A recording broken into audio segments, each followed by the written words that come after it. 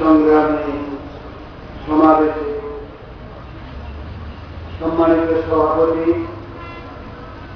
সংগ্রামী ভক্তগণ, উপস্থিত সুধীবন্ধনী, রাঙ্গামাটি জেলার বিভিন্ন অঞ্চল থেকে আগত পার্বত্য জনসংহতি সমিতি সহ অন্যান্য অঙ্গ সংগঠনের কর্মী ও নেতৃবৃন্দ, উপস্থিত মা বোনেরা, আজকের এই সমাবেশে ইতিমধ্যে বিভিন্ন বক্তা তাদের বক্তব্যের মধ্য দিয়ে আজকের এই সমাবেশের উদ্দেশ্য এবং কারণসমূহ তুলে ধরেছেন। তার পাশাপাশি পার্বত্য চট্টগ্রামের সামগ্রিক পরিস্থিতি, সেই সাথে পার্বত্য চট্টগ্রাম চুক্তি বাস্তবায়ন প্রক্রিয়ার বাস্তবতার উপর তারা বক্তব্য রেখেছেন। এখানে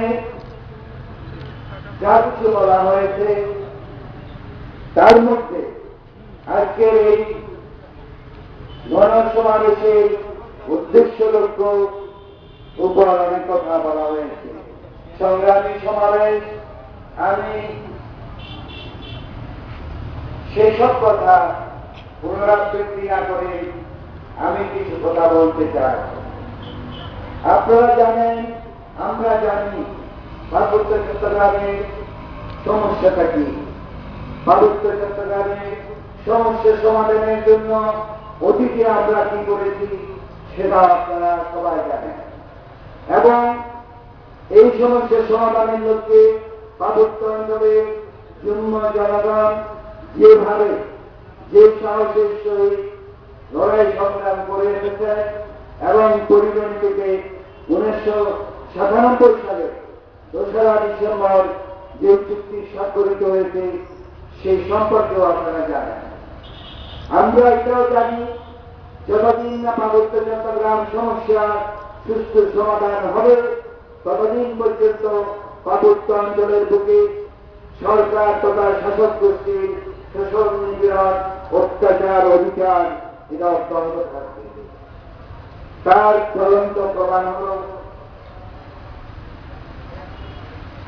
বসুন্ধরা ইউনিয়ন পরিষদের 3 নম্বর ওয়ার্ডে ছোটহরিণা সরকারি প্রাথমিক বিদ্যালয়ের যে নির্বাচন এবং তার যে ফলাফল, নির্বাচনের যে প্রক্রিয়া, যে পরিবেশ, সেটাই প্রমাণ করে যে আজকে পার্বত্য অঞ্চলের সামগ্রিক পরিস্থিতি কি বাস্তবতার মধ্যে আছে।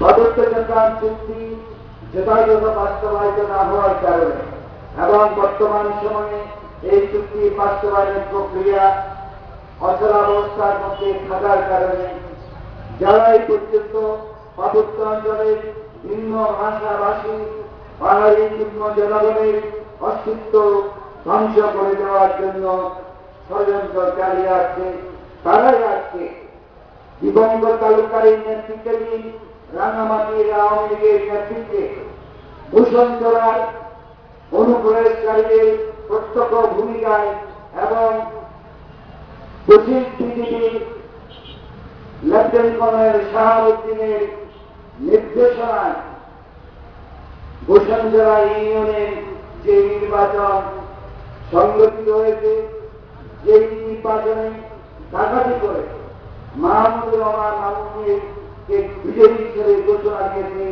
সেটা আপনারা আমরা ইতিমধ্যে জেনে এসেছি। মামুন সাহেব পার্বত্য অঞ্চলে আনিত পুনর্বাসিত সরকারিভাবে পার্বত্য চট্টগ্রামের জন্ম জনগণের ভূমির উপর যাদেরকে ছাপিয়ে দেওয়া হয়েছে তাদের হচ্ছে একজন এই মামুনের বয়স কত হবে? 30-32 বা তার থেকে বেশি।